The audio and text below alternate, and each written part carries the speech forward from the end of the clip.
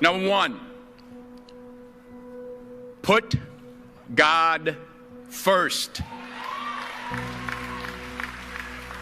Put God first in everything you do. Everything that you think you see in me, everything that I've accomplished, everything that you think I have, and I have a few things, everything that I have is by the grace of God. Understand that. It's a gift. 40 years ago, March 27th, 1975, it was 40 years ago, just this past March, I was flunking out of college.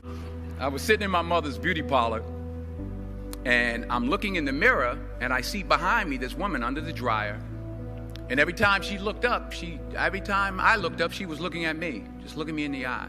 And I didn't know who she was, and I said, she said, somebody give me a pen, give me a pencil. I have a prophecy. March 27, 1975, she said, boy, you are going to travel the world and speak to millions of people. Now, mind you, I flunked out of college. I'm thinking about joining the Army. I didn't know what I was going to do, and she's telling me I'm going to travel the world and speak to millions of people. Well, I have traveled the world, and I have spoke to millions of people. But that's not the most important thing, the success that I had. The most important thing is that what she taught me and what she told me that day has stayed with me since. I've been protected. I've been directed. I've been corrected. I've kept God in my life and has kept me humble. I didn't always stick with him, but he always stuck with me. So stick with him in everything you do. If you think you want to do what you think I've done, then do what I've dcan and stick with God. Number two, fail big. Today's the beginning of the rest of your life, and it can be very frightening. It's a new world out there. It's a mean world out there, and you only live once. So do what you feel passionate about. Take chances professionally. Don't be afraid to fail. There's an old IQ test, was 9 dots, and you had to draw 5 lines with a pencil within these 9 dots without lifting the pencil.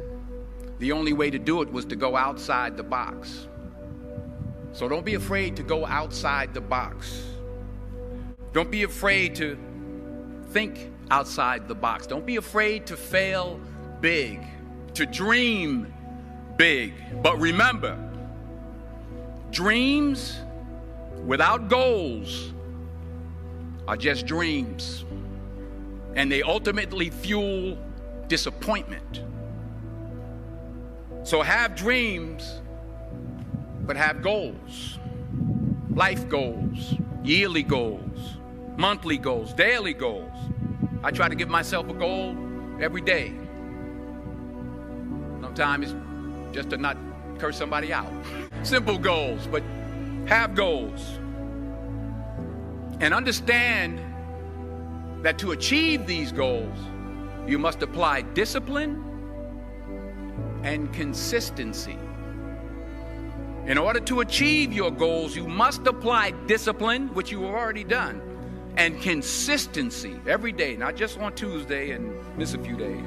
You have to work at it every day. You have to plan every day. You've heard the saying, we don't plan to fail, we fail to plan.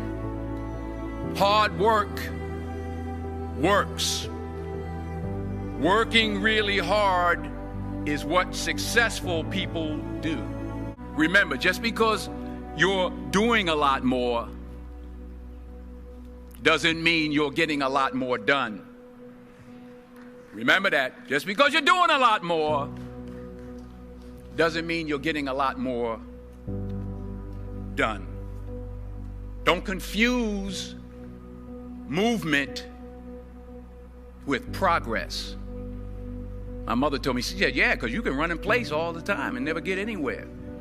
So continue to strive, continue to have goals, continue to progress.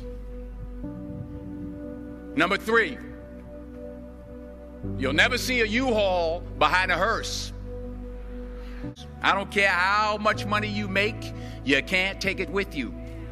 The Egyptians tried it. They got robbed. And it's not how much you have, it's what you do with what you have. We all have different talents. Some of you will be doctors, some lawyers, some scientists, some educators, some nurses.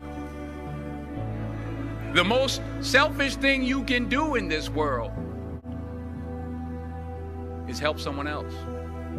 Why is it selfish? Because the gratification, the goodness that comes to you, the good feeling that I get from helping others, nothing's better than that.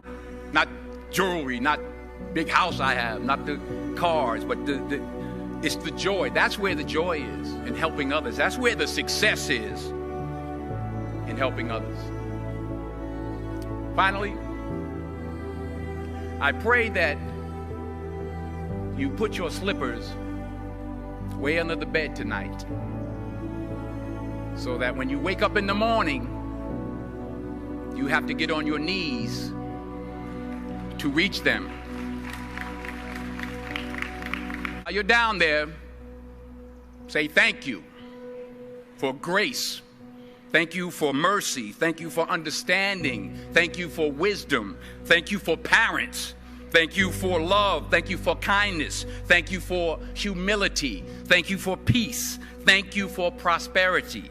Say thank you in advance for what's already yours. It's how I live my life. That's why I am, one of the reasons why I am today. Say thank you in advance for what is already yours. True desire in the heart for anything good is God's proof to you, sent beforehand to indicate that it's yours already. And anything you want good, you can have. So claim it. Work hard to get it. When you get it, reach back. Pull someone else up. Each one, teach one. Don't just aspire to make a living. Aspire to make a difference. Every failed experiment is one step closer to success. You've got to take risks, and I'm sure you've probably heard that before, but I want to talk to you about why that's so important. I got 3 reasons, and then you can pick up your iPhones. First, you will fail at some point in your life. Accept it. You will lose. You will embarrass yourself. You will suck at something. There's no doubt about it. In the acting business, you fail all the time. Early on in my career, I auditioned for a part in a Broadway musical. Perfect role for me, I thought, except for the fact that I can't sing. But here's the thing. I didn't quit. I didn't fall back. I walked out of there to prepare for the next audition, and the next audition, and the next audition. I prayed. I prayed, and I prayed. But I continued to fail, and fail, and fail. But it didn't matter, because you know what? There's an old saying, you hang around the barbershop long enough, sooner or later you're going to get a haircut. The point is, every graduate here today has the training and the talent to succeed. But do you have the guts to fail? Here's my second point about failure. If you don't fail, you're not even trying. My wife told me this great expression. To get something you never had, you have to do something you never did. Les Brown's a motivational speaker. He made an analogy about this. He says, imagine you're on your deathbed, and standing around your deathbed are the ghosts representing your unfulfilled potential. The ghost of the ideas you never acted on. The ghost of the talents you didn't use. And they're standing around your bed, angry, disappointed, and upset. They say, we came to you because you could have brought us to life, they say. And now we have to go to the grave together. So I ask you today, how many ghosts are going to be around your bed when your time comes? You've invested a lot in your education, and people have invested in you. And let me tell you, the world needs your talents. Man, does it ever. I just got back from South Africa. It's a beautiful country, but there are places there with terrible poverty that need help.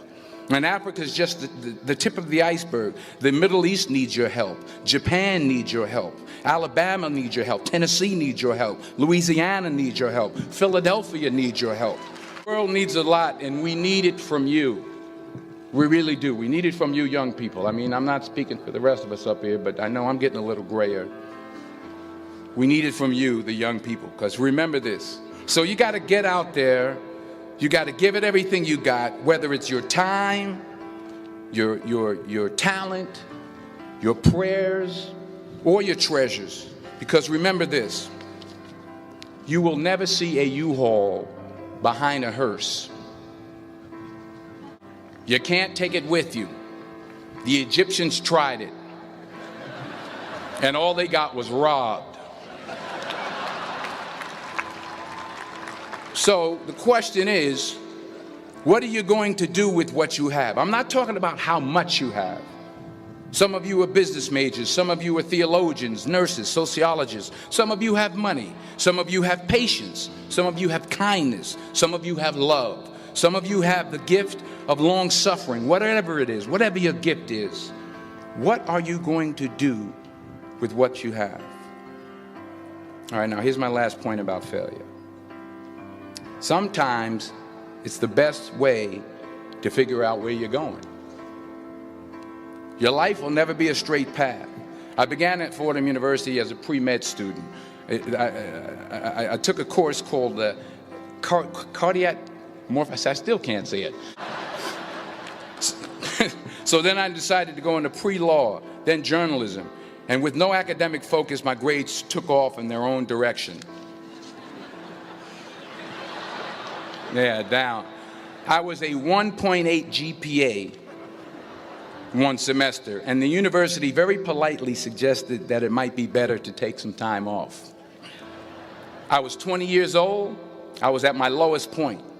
And then one day, and I remember the exact day, March 27th, 1975, I was helping my mother in her beauty shop. I was looking in the mirror, and every time I looked at the mirror, I could see her behind me, and she was staring at me. She just kept looking at me. Every time I looked at her, she kept giving me these strange looks. So she finally took the dryer off her head and she said something I'll never forget. First of all, she said, "Somebody give me a piece of paper. Give me a piece of paper." She said, "Young boy, I have a prophecy, a spiritual prophecy." She said, "You are going to travel the world and speak to millions of people." Now, mind you, I'm 20 years old. I'm flunked out of school. In fact, like a wise ass, I'm thinking to myself, maybe she's got something in that crystal ball about me getting back into school next fall. But I see you today, and I'm encouraged by what I see. And I'm strengthened by what I see. And I love what I see. You'll see what I mean about taking risk or being willing to fail. Because taking risk is not just about going for a job. It's also about knowing what you know and what you don't know. It's about being open to people and to ideas. In the course of the film, the character I play begins to take small steps, small risks. He very, very, very slowly begins to overcome his fears. And I feel ultimately his heart becomes flooded with love. And I can't think of a better message as we send you off today. To not only take risks, but to be open to life, to accept new views, and to be open to new opinions, to be willing to speak at a commencement at one of the best universities in the country, even though you're scared stiff. While it may be frightening, it will also be rewarding. Because the chances you take, the people you meet, the people you love, the faith that you have, that's what's going to define you. So members of the class of 2011, this is your mission. When you leave the friendly confines of Philly, never be discouraged, never hold back, give everything you got. And when you fall throughout life, and remember this, fall forward.